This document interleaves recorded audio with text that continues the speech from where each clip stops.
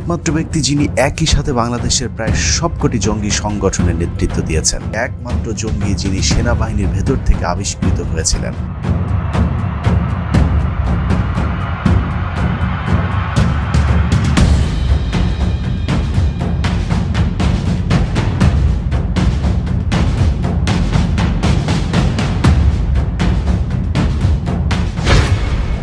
আপনাকে কেন বাইশজনকে বলে দেওয়া হলো যে আপনি ওখানে যাই না?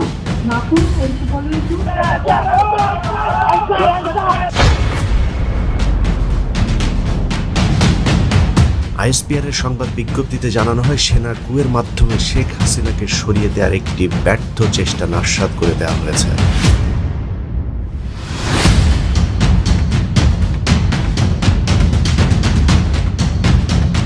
যে পরিস্থিতি ছিল ওই পরিস্থিতির শিকার হয়ে আমি এটা বলতে পারি। এটা না হলে আপনাদের ওইটা মানে অত্যাচার হয়ে যেত, আমিও তো হয়তো ওই আয়নাগরে থাকতো। এই পত্রিকার মাধ্যমে বাংলাদেশের মানুষ সবচেয়ে বেশি জঙ্গিদের খবর জেনে থাকেন। আওয়ামী লীগের পথে বাংলাদেশকে হাঁটাতে চেয়েছে মতিউর রহমানের প্রথম আলো।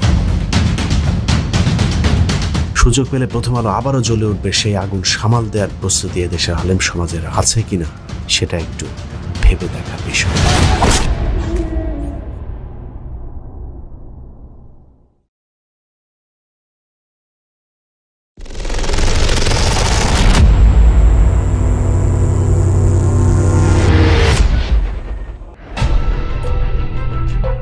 অনুষ্ঠানের শুরুতে একজন ব্যক্তির কথা মনে রাখুন, তার নাম মেজর সৈয়দ মোহাম্মদ জিয়াউল হক। মেজর জিয়াউল হকের আরেকটি পরিচয় আছে, তা হলো তিনি একজন বিশাল বড় মাপের জঙ্গি। বলতে পারেন পৃথিবীতে এ পর্যন্ত যত জঙ্গির জন্ম হয়েছে তার মধ্যে সবচেয়ে বড় জঙ্গি জিয়াউল হক। কারণ তিনি একমাত্র ব্যক্তি যিনি একই সাথে বাংলাদেশের প্রায় সবকটি জঙ্গি সংগঠনের নেতৃত্ব দিয়েছেন। কখনো হিজবুত তাহরির, কখনো আনসারুল বাংলা, আবার কখনো জেএমবি, কখনো আবার আল কায়দা সহ বিভিন্ন আন্তর্জাতিক জঙ্গি সংগঠনগুলোর সাথেও নাকি তার ব্যাপক যোগাযোগ রয়েছে। বাংলাদেশে অন্য জঙ্গিদের সাথে হকের একটা পার্থক্য আছে। এখানে বেশিরভাগ কথিত জঙ্গি মাদ্রাসা থেকে বের হলেও জিয়াউল হকই একমাত্র জঙ্গি যিনি সেনাবাহিনীর ভেতর থেকে আবিষ্কৃত হয়েছিলেন। সেনাবাহিনীর অফিসারদের মধ্যে যেসব জঙ্গিরা গোপনে অবস্থান করছিলেন তাদেরও নাকি নেতৃত্ব দিয়েছিলেন মেজর সৈয়দ মোহাম্মদ জিয়াউল হক।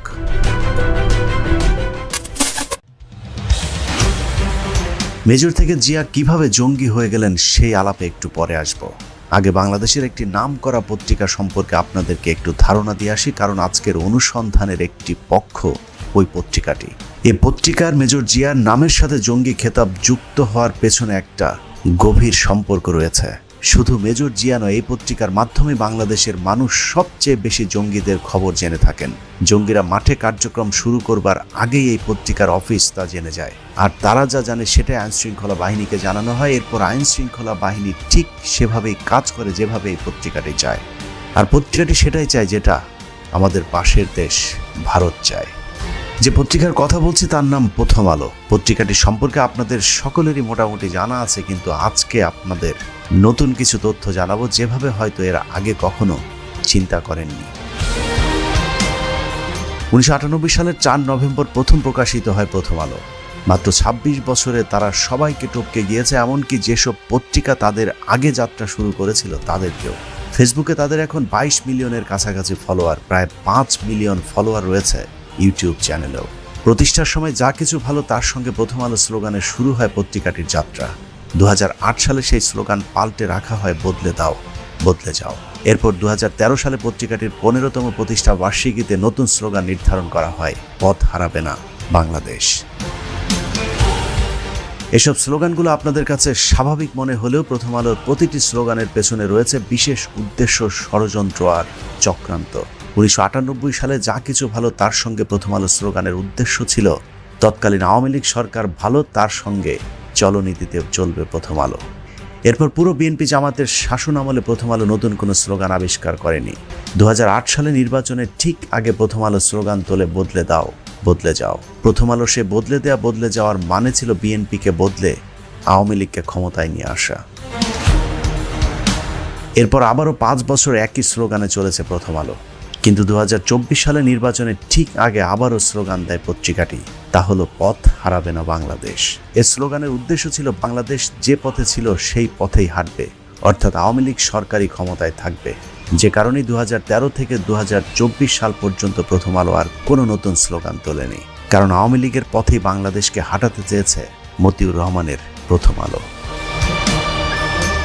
প্রথম আলো আওয়ামী লীগকে যেই পথে হাঁটাতে চেয়েছে সেই পথ ধরে আমরা আমাদের অনুসন্ধানের শুরুটা করি, যে পথের প্রতিটি বাঁকে বাঁকে পাতা আছে প্রথম আলোর তৈরি করা ভয়ঙ্কর সব ফাঁদ।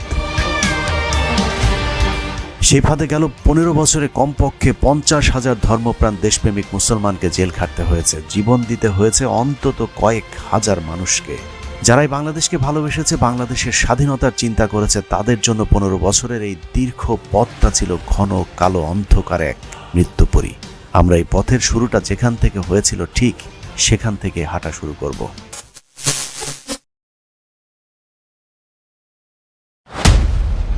2007 সালের 17 সেপ্টেম্বর বাংলাদেশের মুসলমানদের জন্য ভয়ঙ্কর এক কালো অধ্যায়ের সূচনার দিন এটি।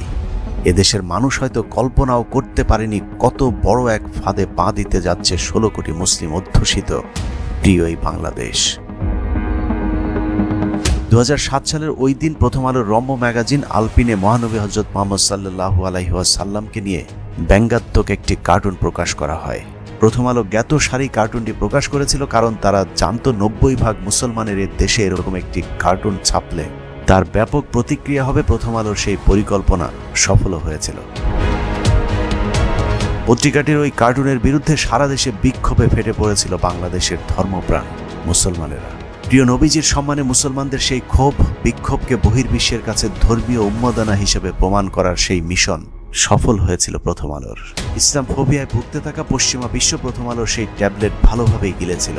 ডানপন্থীদের উত্থানের ভয় পরের বছরের নির্বাচনে গোটা পশ্চিমা বিশ্ব ভারতের মনোনীত ইসলাম বিদ্বেষী শেখ হাসিনাকে বাংলাদেশের শাসন ক্ষমতা তুলে দিয়েছিল। 2008 সালের ডিসেম্বরে নির্বাচনের পর 15 বছরের শেখ হাসিনার সরকার মূলত প্রথম আলোর 2007 সালের সেই কার্টুনের ফসল। এখন নিশ্চয়ই প্রশ্ন আসতে পারে 2008 থেকে 2024 সাল আওয়ামী লীগ ক্ষমতায় ছিল, সেখানে প্রথম আলোর কি লাভ? এই প্রশ্নের মাঝেই লুকিয়ে আছে আজকের অনুসন্ধানের সব উত্তর। আমি স্পষ্ট বলতে চাই যে প্রথম আলো পত্রিকা তাদের সামনে, ওখানে ডিবি মুনির ছিলেন এবং তার বস ছিলেন এই পুলিশের সাবেক আইজিপি। তিনি তখন ছিলেন ঢাকা মেট্রোপলিটনে, তিনি পুলিশ কমিশনার ছিলেন। তো ওনারা আমাকে একটু মনে করছিলেন হুজুর টাইপের মানুষ, হাবাগুবা টাইপের হয়তো এইভাবে ভাবছিলেন। হাত করার পরই আমাকে একটু দূরে দাঁড় করিয়েছিলেন। ওখান থেকে আমি পরিষ্কার দেখতে পাচ্ছিলাম যে প্রথম আলো পত্রিকার মধ্যে সামনে লেখা, এবং শিরোনামটা আমি দেখে ফেললাম। ওখানে লেখা আছে যে আমেরিকান এমবেসি ও ভারতীয় দূতাবাসে আক্রমণের পরিকল্পনায় চট্টগ্রাম থেকে এই জঙ্গিদেরকে গ্রেপ্তার, একদম হেডলাইন এটা। তো এরপর ধারাবাহিক যে ঘটনা ঘটলো, এই আমাকে রাতের গভীরে জিজ্ঞাসাবাদ করা হতো, বিভিন্ন সময় থেকে নিয়ে জিজ্ঞাসাবাদ করা হতো। আমার সাথে আমার স্কুলের আরও 2জন টিচার ছিলেন, কখনো সম্মিলিত কখনো একা একা আমাদেরকে জিজ্ঞাসাবাদ করা হতো।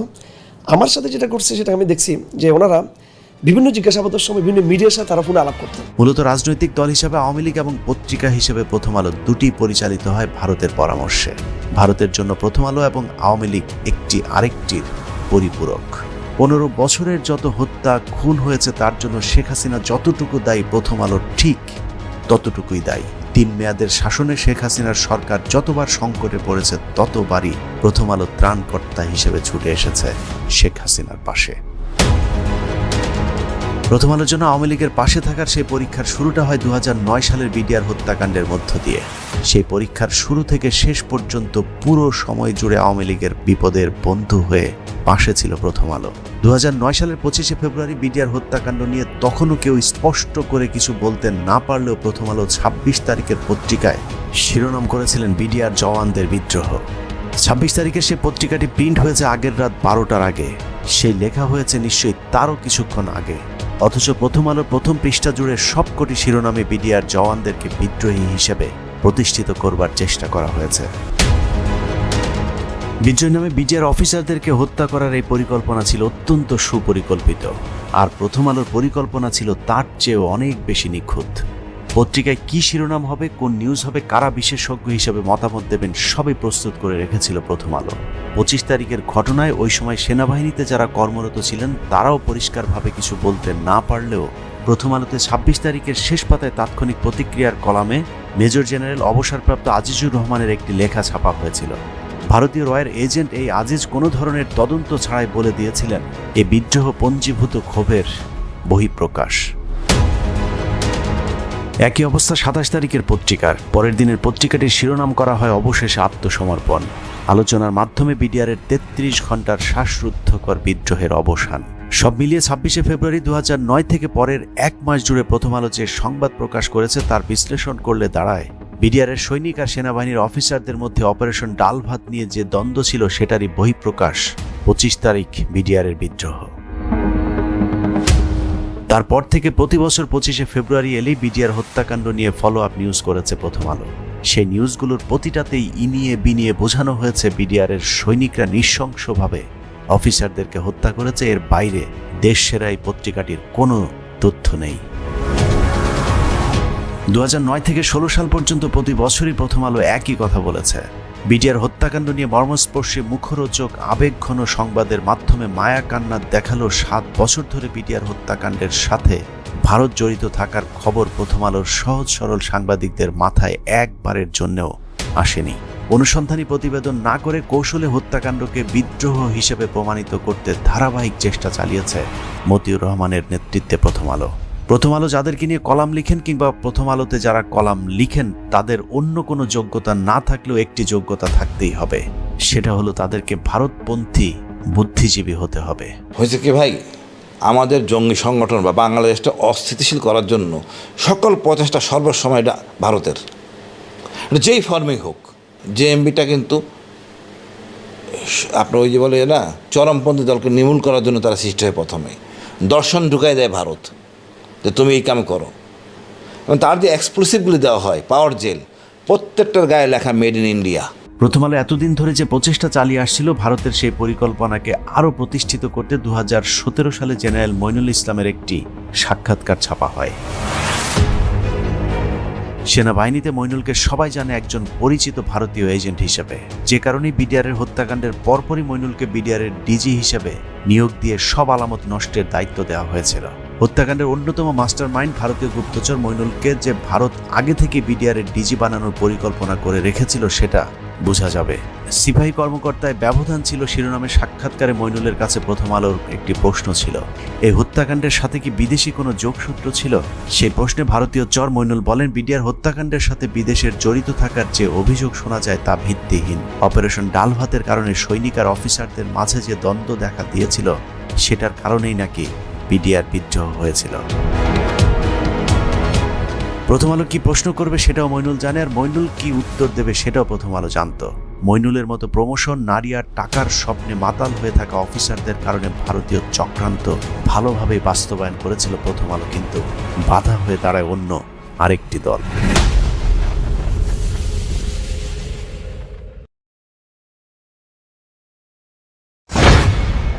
আপনাকে কেন 22 তারিখেই বলে দেওয়া হলো যে আপনি ওখানে যাইন না?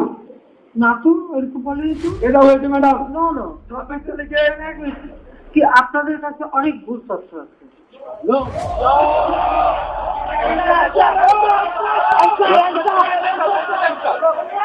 আরেকটা কথা বলতে চাই মাননীয় প্রধানমন্ত্রী, যারা অত্যাচারিত হয়েছে এবং গুলি খেয়ে কখনো বেঁচে ছিল, যদি তৎক্ষণাৎ সেনাবাহিনী এবং এয়ারফোর্স দিয়ে যদি সেখানে অপারেশন চালানো হতো, অনেক গুলিবিদ্ধ অফিসার বেঁচে যেত।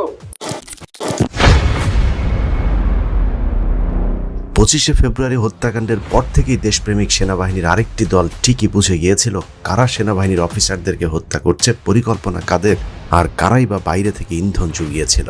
এসব জানার কারণে শেখ হাসিনার সামনে উত্তেজিত সেনা কর্মকর্তারা প্রশ্ন করেছিলেন কেন দীর্ঘ সময় ধরে পিলখানার ভেতরে সেনা অভিযান চালাতে অনুমতি দেওয়া হয়নি।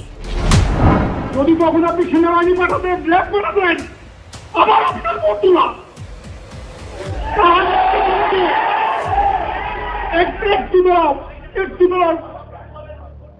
তারা বর্বরভাবে ঢুকেছে আধা ঘন্টা পরে। মাননীয় প্রধানমন্ত্রী মাত্র প্রথম দিকে 20 থেকে 30 জন সৈনিক হচ্ছে রাইফেল নিয়ে চারিদিকে ঘেরা ছিল, ওদের কাছে লাইভ অ্যামুনিশন ছিল না, ব্ল্যাঙ্ক অ্যামুনিশন দিয়ে ফায়ার করছিল।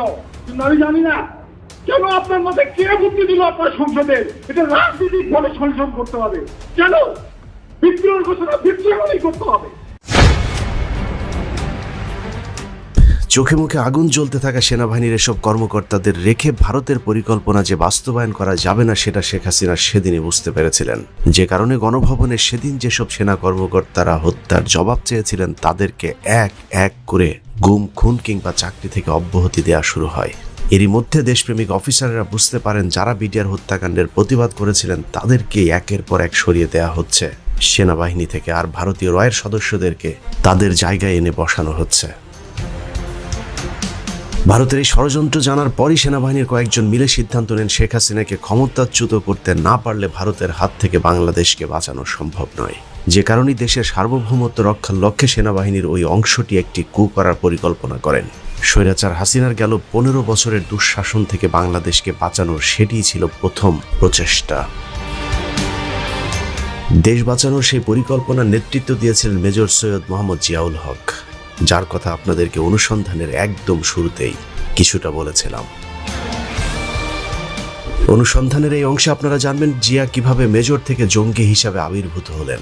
সে তথ্য খুঁজে বের করতে আমাদেরকে হাঁটতে হয়েছে জটিল সমীকরণের সুড়ঙ্গ ধরে, যেই সুড়ঙ্গের প্রতিটি পদে পদে আমরা প্রথম আলোর দেশবিরোধী সূক্ষ্ম ষড়যন্ত্র খুঁজে পেয়েছি। অত্যন্ত দুরন্তপনা একটা ছেলে, এবং আমার দেখা সুপার হিউম্যান কোয়ালিটি বলতে যেটা থাকে জিয়ার মধ্যে সেটা ছিল। যতদূর আমরা জানতে পেরেছিলাম যে জিয়ার কাছে পিলখানার ঘটনার পর 2009 জিয়ার কাছে, সে তখন MIST-তে পড়তো, জিয়ার কাছে এমন কিছু ইনফরমেশন ছিল যে ইনফরমেশনগুলা আমাদের বিগত সরকারকে বিপদে ফেলে দিত। 19 জানুয়ারি 2012 ISPR এর সংবাদ বিজ্ঞপ্তিতে জানানো হয় সেনা কুয়ের মাধ্যমে শেখ হাসিনাকে সরিয়ে দেওয়ার একটি ব্যর্থ চেষ্টা নাস্যাৎ করে দেওয়া হয়েছে। ISPR এর দাবি ছিল কতিপয় বিপদগামী অফিসার কুয়ের চেষ্টা করেছিল এবং দেশপ্রেমিক সেনাবাহিনী সেই কু ঠেকিয়ে দিয়েছে। বাংলাদেশ সেনাবাহিনীতে এর আগেও অনেকবার কু হয়েছে, কিন্তু এই ঘটনাটিকে শুরু থেকেই প্রথম আলো জঙ্গি তৎপরতা হিসেবে প্রতিষ্ঠিত করবার চেষ্টা করেছে। কোনো তথ্য প্রমাণ ছাড়াই কুয়ের নেতৃত্বে থাকা মেজর জিয়াকে প্রথম আলো তাদের প্রতিটি সংবাদে জঙ্গি হিসেবে উল্লেখ করেছে। প্রথম আলোর সবশেষ মেজর সৈয়দ জিয়াউল হককে নিয়ে করা সংবাদগুলো যদি পর্যালোচনা করা যায় তাহলে দেখা যাবে প্রথম আলো পত্রিকাটিতে প্রকাশিত প্রতিটি সংবাদে মেজর জিয়ার নামের আগে জঙ্গি শব্দটি লেখা হয়েছে, অথচ কথিত পেশাদার একটি পত্রিকা জঙ্গি শব্দটি লিখতে দাড়ি, কমা, কোলন, সেমিকোলন কিংবা কোট আনকোট কোনো চিহ্ন ব্যবহার করেনি। সাংবাদিকতার নিয়ম অনুযায়ী কারো নামের পূর্বে খুনি, ধর্ষক, জঙ্গি এসব বিশেষণ লাগাতে হলে তাদেরকে আত্মস্বীকৃত হতে হবে অথবা তাদের বিরুদ্ধে করা অভিযোগগুলো সন্দেহাতীতভাবে প্রমাণিত হতে হবে। তাহলে মেজর জিয়া কোন পদ্ধতিতে জঙ্গি হলেন? প্রথম আলো মানুষকে কিভাবে জঙ্গি বানায় সেই কৌশল দেখতে 2022 সালের 15 ফেব্রুয়ারি মেজর জিয়ার বাবার একটি সাক্ষাৎকারের দিকে নজর দেওয়া যাক। বিকৃতভাবে উপস্থাপিত ওই সাক্ষাৎকারের শিরোনাম দেওয়া হয় জঙ্গি জিয়া সম্পর্কে বাবা, সে ছিল ধর্মান্ধ ও একরোখা।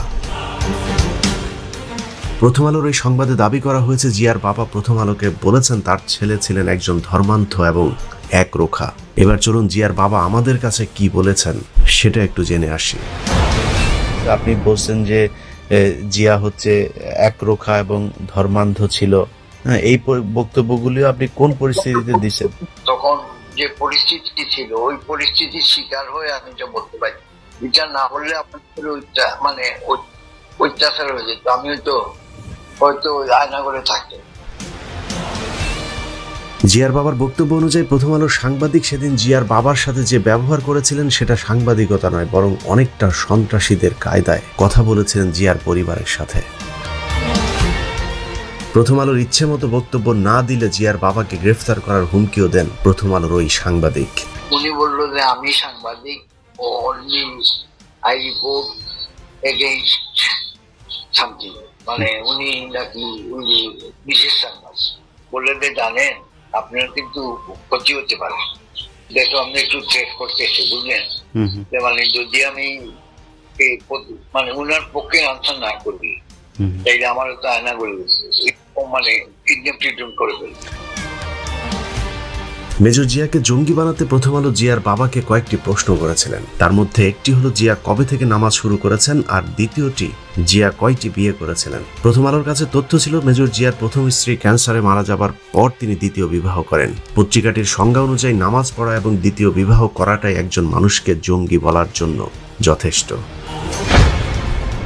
প্রথম আলোর পক্ষ থেকে মেজর জিয়ার বাবার কাছে ওই দিন যিনি বক্তব্য আনতে গিয়েছিলেন তার নাম শেখ সাবিহা আলম। গণজাগরণ মঞ্চের প্রোডাক্ট সাবিহা মেজর জিয়ার বাবাকে রাগ ঢাক না রেখেই সরাসরি বলেছিলেন প্রথম আলোতে তিনি কোনো সাধারণ রিপোর্টার নয়, তাকে বিশেষ বিশেষ কাজে দায়িত্ব দেওয়া হয়। প্রথম আলোর বিশেষ এই কার্য সম্পন্ন হয়েছে। পত্রিকাটির মিথ্যা রিপোর্টের পর জিয়াকে পুলিশও জঙ্গি হিসেবে প্রচার করতে শুরু করেছিল। পত্রিকাটির মিথ্যা রিপোর্টের কারণে জিয়া এখন পুলিশের খাতায়ও জঙ্গি হিসেবে স্থান পেয়েছে। সেই থেকে প্রায় 12 বছর ধরে খোঁজ নেই কথিত জঙ্গি জিয়াউল হকের। প্রথম আলোর একটি মিথ্যা সংবাদে তছনছ হয়ে গিয়েছে জিয়াউল হক আর তার পরিবারের পুরো জীবন। অথচ প্রথম আলোর মাধ্যমে জঙ্গি হবার আগ পর্যন্ত কি এক বর্ণাঢ্য জীবন ছিল মেজর সৈয়দ জিয়াউল হকের।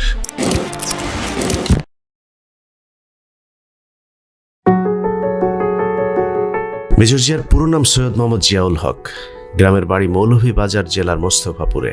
শিক্ষা জীবনের শুরু মৌলভীবাজারের ঐতিহ্যবাহী বিদ্যাপীঠ the flowers KG and high স্কুলে। এরপর পরিবারের সাথে ঢাকায় এসে উত্তরার holy child school and college থেকে এসএসসি পাশ করেন। তারপর সিলেট ক্যাডেট কলেজে ভর্তি হয়ে ফিরে যান সিলেটে। ছাত্র জীবনে জিয়া পড়তেন কম, কিন্তু এসএসসি এইচএসসিতে মেধা তালিকায় স্থান করে নিয়েছিলেন মেধাবী এই সেনা কর্মকর্তা। ছিলেন সিলেট ক্যাডেট কলেজের সেরা অ্যাথলেট। বন্ধু হিসেবেও ছাত্রদের মাঝে ছিলেন তুমুল জনপ্রিয়। মেজর জিয়া শ্রেষ্ঠ একাডেমিক পুরস্কার, ডক্টর কুদরতি খোদা গোল্ড মেডেল এবং বেস্ট ফায়ারার হিসেবেও পেয়েছিলেন পদক। বিএমএতে তিনি ছিলেন ব্যাটালিয়ন সিনিয়র আন্ডার অফিসার, যা প্রশিক্ষণরত ক্যাডেটদের মধ্যে সবচেয়ে বড় দায়িত্ব। পিটি ড্রিল, ফায়ারিং সহ সব শাখায় সর্বোচ্চ নাম্বার পেয়ে বাংলাদেশ মিলিটারি একাডেমিতে তিনি হয়েছিলেন সবার মাঝে সেরা। এছাড়া বিএমএতে মেজর জিয়াউল হকের ছিল 4 মিনিট 43 সেকেন্ডে 1 মাইল দৌড় প্রতিযোগিতা শেষ করার এক দুর্দান্ত রেকর্ড, যা ওই সময় পর্যন্ত বিএমএতে কারো ছিল না।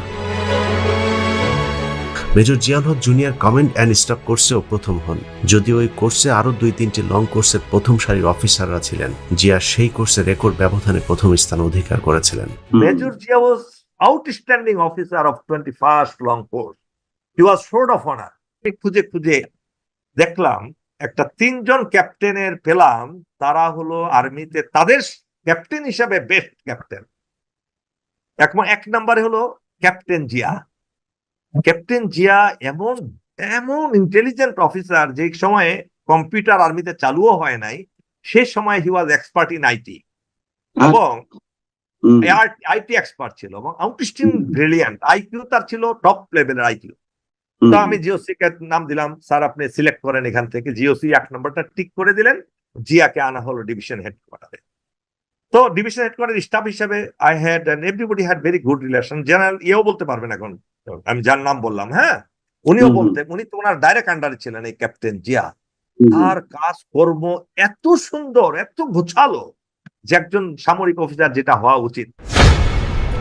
জীবনের সব ক্ষেত্রে প্রথম হওয়া সেই মেজরকে জঙ্গি হিসেবে প্রচার করতে থাকে প্রথম আলো। কোনো তথ্য প্রমাণ ছাড়া প্রথম আলো এমনিতেই একজন নিষ্পাপ মেধাবী অফিসারকে জঙ্গি বলে চালিয়ে দেবে, এটা কোনো স্বাভাবিক ঘটনা না। মূলত পিলখানা হত্যাকাণ্ডকে কেন্দ্র করে সেনাবাহিনীর ভেতরে যে চরম অস্থিরতা কাজ করছিল, তখন সরকার পাল্টা কুয়ের শঙ্কা করছিল। বিদ্রোহী ওই অংশটি যেন আন্তর্জাতিক সমর্থন না পায়, সে কারণেই দেশপ্রেমিক সেনাবাহিনীর ওই অংশটিকে জঙ্গি তকমা দিয়ে আন্তর্জাতিকভাবে কট্টরপন্থী ইসলামিস্ট হিসেবে প্রতিষ্ঠিত করা হয়। যত রকমের জঙ্গিবাদের অপকর্মের পরিকল্পনাকারী হিসেবে তাকে একটা কাগজে কলমে একটা চরিত্র ক্রিয়েট করেছে আমাদের গোয়েন্দা বাহিনী, এবং সব কিছুর বিরুদ্ধেই পিছনেই তাকে বলা হয় যে জিয়া এগুলো করছে। এক্সট্রিমলি সে একজন আপরাইট অফিসার, সে তার কোর্সের first sword of honour, 40/41 long কোর্সের অফিসার, পদাতিক বাহিনীর অফিসার। সে সেনাবাহিনী ম্যাটেরিয়াল, মানে সে সেনাবাহিনীর প্রধান ম্যাটেরিয়াল। সে ভবিষ্যতে যদি থাকতো তাহলে হয়তো ওই দৌড়ে থাকতো, ওয়ান অফ দি জেনারেল। ভারতের প্রযোজনায় প্রথম আলোর সফল জঙ্গি নাটকের মধ্য দিয়ে ক্যান্টনমেন্টের দেশপ্রেমিক সেনাবাহিনীর অংশটিকে নিস্তব্ধ করে দেওয়া হয়। কিন্তু প্রাথমিকভাবে বিডিআর হত্যাকাণ্ডকে ধামাচাপা দেওয়া সম্ভব হলেও পিলখানা ট্র্যাজেডি, 5 মের গণহত্যা থেকে শুরু করে আলেমদের উপর নির্যাতন সহ নানা কারণে সরকারের প্রতি জনগণের ক্ষোভ বাড়তে থাকে, যার বিস্ফোরণ হয় 2012-13 সালে সংগঠিত সিটি কর্পোরেশন সহ স্থানীয় নির্বাচনগুলোর ফলাফলে সবগুলো সিটি কর্পোরেশন নির্বাচনের পর আওয়ামী লীগ বুঝতে পারে আসন্ন জাতীয় নির্বাচনেও তাদের ভরাডুবি সুনিশ্চিত। কিন্তু আওয়ামী লীগ ক্ষমতা থেকে সরে গেলে বিডিআর হত্যাকাণ্ড সহ ভারতের সব পরিকল্পনা ফাঁস হয়ে যাবে। সে কারণেই হাসিনাকে ক্ষমতায় রাখার নতুন ষড়যন্ত্র শুরু করে ভারত, আর সেই ষড়যন্ত্রেও ভারতের পাশে এসে দাঁড়ায় মতিউর রহমানের প্রথম আলো। পুরাতন বন্ধুকে দিয়ে পুরাতন কৌশল কাজে লাগায় ভারত। 2013 সালে প্রথম আলো আবারও শুরু করে জঙ্গি খেলা। 2007 সালে সেই পুরাতন অস্ত্র আবারও নতুন করে কাজে লাগায় পত্রিকাটি। 2014 সালে জাতীয় নির্বাচনের আগের বছর 2013 সালের 11 মার্চ প্রথম আলো রস আলো ম্যাগাজিনে পবিত্র কোরআনের সূরা লোকমানের 27 নম্বর আয়াতের বিকৃত করে মহানবী সাল্লাল্লাহু আলাইহি ওয়াসাল্লামকে নিয়ে কটূক্তি করা হয়। 2007 সালের মতো আবারও ধর্মপ্রাণ মুসলমানদের একটি অংশ ক্ষোভে ফেটে পড়েন। প্রথম আলো ঠিক যেমনটি চেয়েছিল তেমনটি ঘটেছে। দাড়ি টুপি ওয়ালাদের ইসলামের প্রতি এই ভালোবাসা পশ্চিমাদের ভালো লাগেনি। তার সাথে 2013 সাল জুড়ে একের পর এক বানোয়াট জঙ্গি বিরোধী সংবাদ প্রচারে ব্যস্ত ছিল পত্রিকাটি। আপনি যদি প্রথম আলোর জঙ্গি নিয়ে সংবাদগুলো পর্যালোচনা করেন তাহলে দেখবেন প্রতিটি নির্বাচনের আগেই জঙ্গিদেরকে নিয়ে প্রথম আলো রকমারি সব সংবাদ ছড়াতে থাকে। 2013 সালেও তার ব্যতিক্রম হয়নি। প্রথম আলো শিরোনামগুলোতে নতুন নতুন জঙ্গি, দেশে আবারও জঙ্গি, ভয়ঙ্কর জঙ্গি কিংবা দেশে সাদা কালো জঙ্গি সহ নানান ধরনের মুখরোচকর সব সংবাদ পরিবেশন করতে থাকে। পশ্চিমারাও এসব গিলেছে, যে কারণে আওয়ামী লীগের অধীনে বিনা ভোটের একটি সরকার ক্ষমতায় আসার পরেও পশ্চিমাদের কাছে বৈধতা পেয়েছে। 2014 সালে নির্বাচনের পর 2 বছর প্রথম আলোতে আর নতুন কোনো জঙ্গি দলের খবর পাওয়া যায়নি। 2 বছর পর হলি আর্টিজেন দিয়ে প্রথম আলো ভারত আর আওয়ামী লীগের যৌথ প্রযোজনায় জঙ্গি খেলার আবারও শুরু হয়। প্রথম আলো সেই খেলাতে নিবরাজ সহ বেশ কয়েকজন নিষ্পাপ মানুষের জীবন গিয়েছে। সরকারের সফল জঙ্গি নাটকের পর 2017 থেকে 2018 সালে নির্বাচনের আগ পর্যন্ত ধারাবাহিকভাবে চলেছে প্রথম আলো নিজস্ব উৎপাদিত কথিত জঙ্গিদের উৎপাত নিয়ে মন গড়া সব সংবাদ। জঙ্গি খেলায় সরকার মাঝে মধ্যে বিরতি দিলেও প্রথম আলো সরকারকে দৌড়ের উপর রাখতে বিভিন্ন সময় সংবাদের শিরোনাম করেছে জঙ্গি দমনে আত্মতৃপ্তির সুযোগ নেই। সরকারের পক্ষ থেকে বাংলাদেশে আইএসআই জঙ্গির কোনো অস্তিত্ব নেই বলার পরেও প্রথম আলো তা মানতে নারাজ। সরকার কেন অস্বীকার করেছে তার জন্য সরকারের মন্ত্রী এমপিদের সমালোচনায় লিপ্ত ছিল প্রথম আলো। যেভাবেই হোক আইএসআই কিংবা তালেবানদের সাথে বাংলাদেশের আলেমদের একটা যোগসূত্র আছে, সেটা চেষ্টা করার জন্য প্রথম আলোর চেষ্টা ছিল প্রাণান্তকর। এভাবে পশ্চিমাদেরকে জঙ্গি জুজুর ভয় দেখিয়ে 2018 সালে দিনের ভোট রাতে করেও দিব্যি সরকার গঠন করেছে আওয়ামী লীগ। সবশেষ 2024 সালের আগে 2023 সালেও আওয়ামী লীগকে ক্ষমতায় আনতে প্রথম আলো জঙ্গি ট্রাম্প খেলেছে। 2023 সাল জুড়ে প্রথম আলো আবারও বাংলাদেশে জঙ্গিদের উত্থান বুঝাতে নানা ধরনের আজগুবি সংবাদ পরিবেশন করতে থাকে।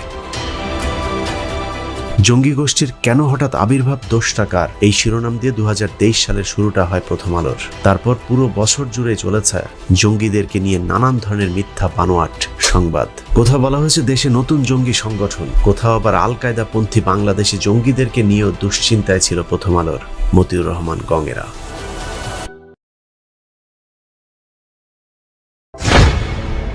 প্রথম আলোর এসব জঙ্গি আশঙ্কা, আগাম সতর্কতা জারির পরেও বাস্তবে কিছুই ঘটেনি। কিছু যে ঘটবে না সেটা প্রথম আলো জানতেন, যে কারণে 2024 সালে নির্বাচনের পর এসে সেই পত্রিকাটি শিরোনাম করেছিল দেশে জঙ্গিবাদ নিয়ন্ত্রণে, আর মাথাচাড়া দিতে পারবে না।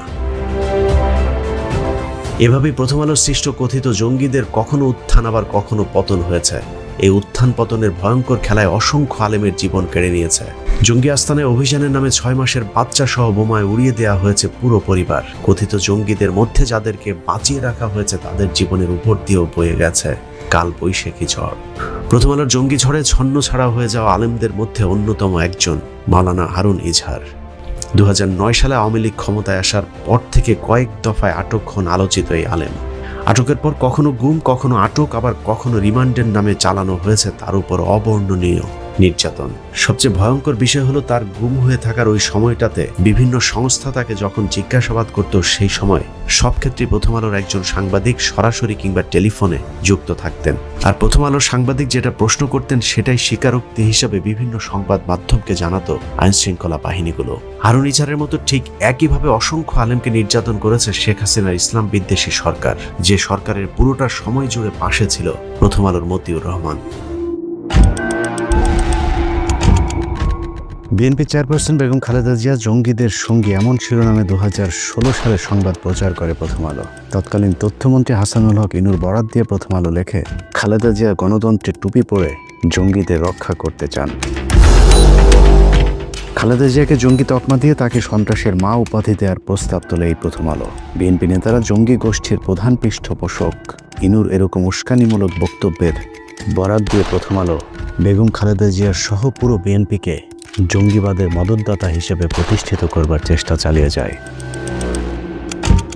এছাড়া বিএনপি জামায়াত রোহিঙ্গাদের জঙ্গি তৎপরতায় ব্যবহারের চেষ্টা করবে এমন শিরোনাম নিয়েও উদ্দেশ্যমূলকভাবে প্রথম আলো বিভিন্ন সময় সংবাদ ছেপেছে।